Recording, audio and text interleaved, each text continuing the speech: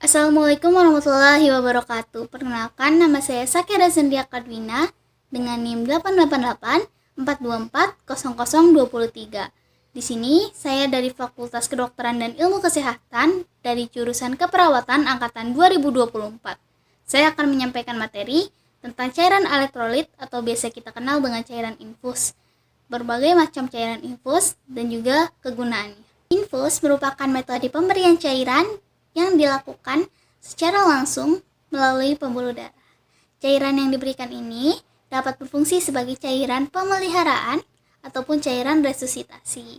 Cairan infus ini akan diberikan ketika pasien melakukan perawatan. Mari kita mulai dari cairan yang pertama, yaitu dextrose monohidrat 5%.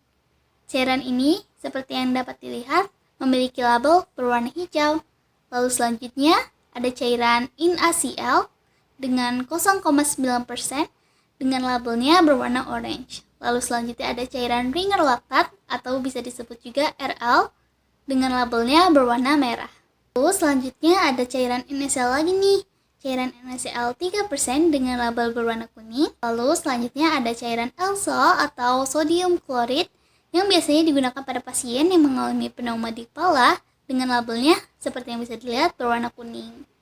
Lalu untuk cairan selanjutnya ada cairan KN3B. Biasanya cairan ini digunakan pada pasien anak-anak yang mengalami seperti keluhan mencret, dehidrasi. Dengan labelnya ini bisa dilihat pada gambar, labelnya berwarna merah. Ada juga beberapa cairan yang digunakannya ini dicampur dengan cairan-cairan berikut teman-teman.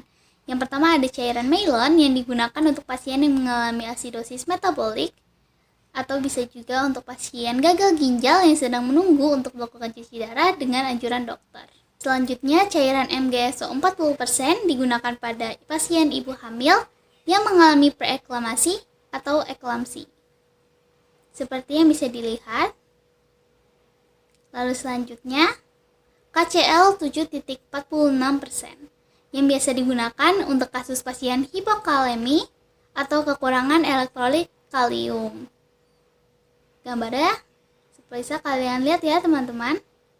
Lalu selanjutnya ada cairan dextro 40. Cairan ini digunakan pada pasien yang mengalami hipoglikemi atau kekurangan gula. Nah, untuk infus selanjutnya teman-teman bisa lihat ya, yaitu cairan futrolid. Cairan ini digunakan pada pasien kasus dehidrasi, kekurangan elektrolit, dan kondisi pasien yang membutuhkan asupan cairan tambahan. Lalu selanjutnya ada infus paracetamol. Bisa dilihat, infus ini berguna untuk pasien yang mengalami demam.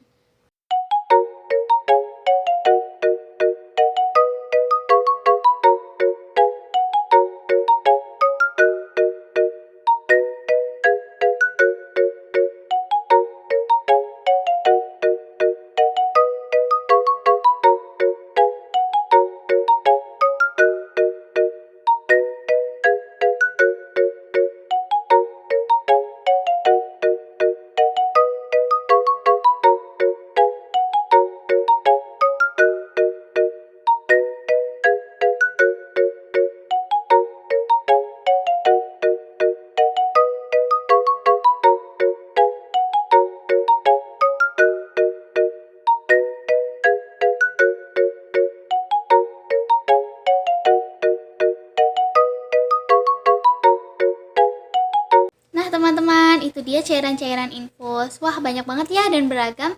Cairan infus ini tentu aja digunakan itu sesuai dengan keluhan atau kondisi pasien. Kita tidak bisa asal memberi ya teman-teman, karena cairan infus sendiri ada yang membutuhkan pengawasan atau high alert dalam pemakaiannya. Dan juga seperti yang sudah saya sebutkan tadi, ada beberapa infus dan juga kegunaannya bermacam-macam ya, berbeda-beda. Kembali lagi sesuai kebutuhan pasiennya. Nah, saya Sakira Zendia Kadwina dengan NIM 88842400223 pamit undur diri. Terima kasih. Wassalamualaikum warahmatullahi wabarakatuh.